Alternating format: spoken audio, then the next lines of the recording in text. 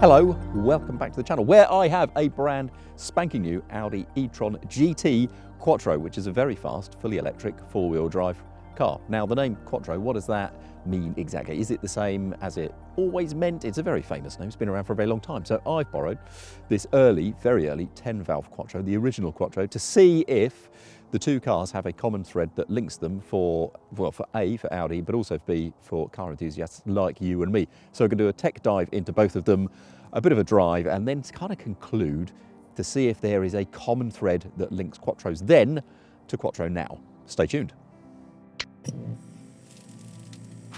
Quattro came about after, in the winter of 1976, Audi's engineers went cold weather testing in Sweden, a pretty normal thing to do. They took along a military vehicle called the Volkswagen Audis, which had a relatively primitive 4x4 system, but which turned out to be much more capable than front-wheel drive Audis in the snow, which gave them an idea.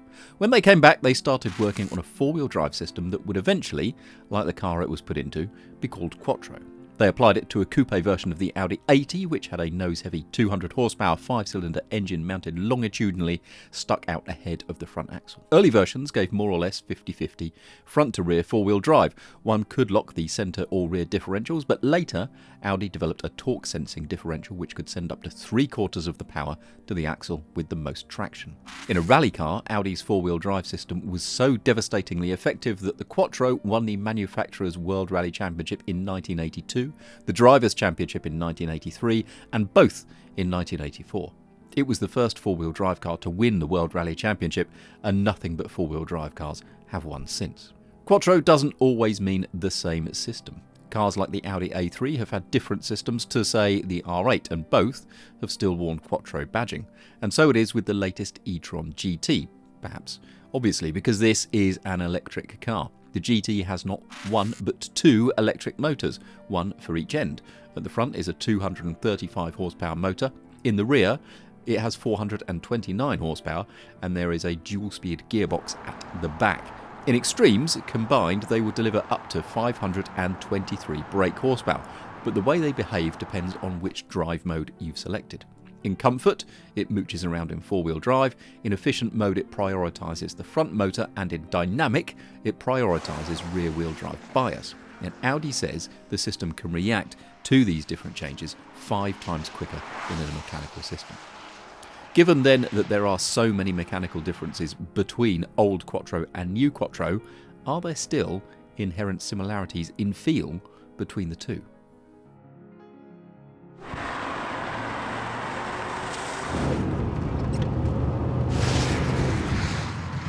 So welcome to the inside of the Audi Quattro, which is, can you hear it? Just has that really charismatic 5-cylinder engine, which I love. Gets a 5-speed manual, really snickety 5-speed manual gearbox. This car's got nearly 80,000 miles on it. The gear shift is still really, really nice. What I love about old cars, and this is an older car, it's not an old car, is it still feels compact. I mean, I'm on the wrong side of the road for the UK, but actually it still doesn't feel a dauntingly big car. Visibility is great because the pillars are thin. So compact, so the mirror is right there. It's not, when you get in a new car, everything's miles away. You sit a long way away from everything in an enormous interior. Whereas here, it's all fairly snug around you.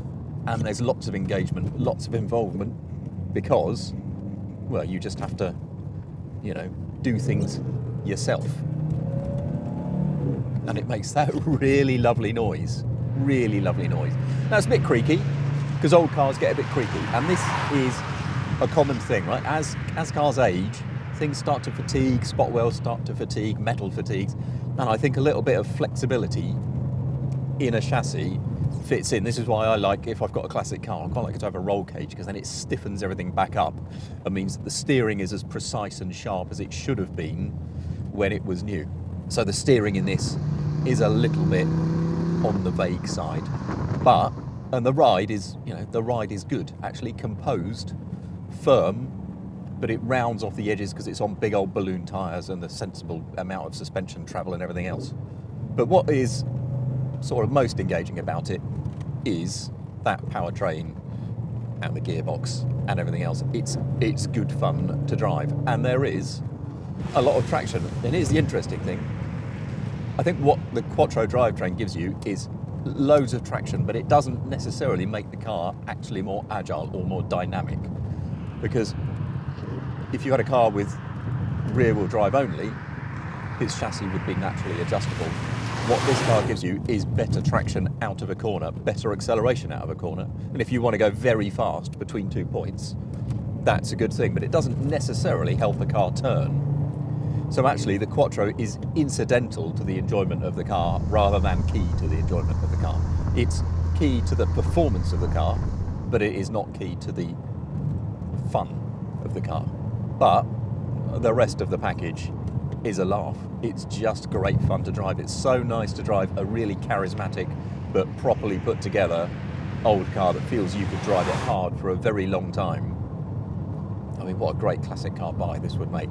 But anyway, I'll hop out of this, I'll hop into the e-tron-gt and see if any of that character that is so inherent in this car is retained in not just a new car, but a new electric car. So the first thing to note about an e-tron compared to something like an old coupe, old Audi Coupe Quattro, is it's massive because it's a new car, and new cars are all massive.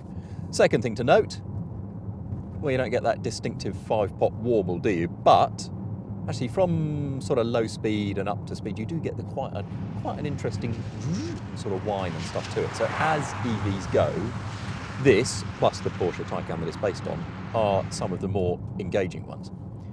There is no gear stick to row or stir around or anything like that, but you do have a sort of variable recharge from the paddles on the steering wheel. So there is something to do. So you can get a bit of extra braking as you sort of pull down through the gears. So there's a bit more engagement and a bit more involvement than you sometimes get on other EVs. And it is, I mean, ridiculously, stupendously fast. The old Quattro was a fast car, but, I mean, old cars have nothing on modern performance cars, and in terms of acceleration, nothing has anything on a modern EV that has a lot of oomph like this, and this isn't even the fast one.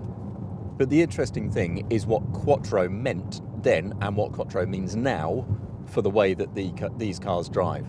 And in the old coupe, with that engine stuck longitudinally out the front, even though there's terrific traction and there's actually very enjoyable, entertaining handling, it's quite a nose-led sort of car. And the fact is that these days, because although this is a much, much heavier car, because this battery pack is stuck low and you can really feel the extra weight, because the powerful motor is at the back and the less powerful motor is at the front, and because of the way it moves around, this car feels more neutral, or if anything, more inclined to turn than fast Quattros of the past. And regardless of what they've done with fancy differentials at the back, they've never quite overcome that sort of nose-heavy, nose-led, very effective, very efficient, but not necessarily hugely agile and engagingly dynamic demeanour.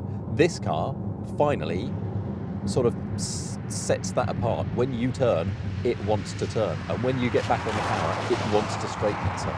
It feels like Quattro has been given, in a sense, a new lease of life by being electrified rather than mechanical.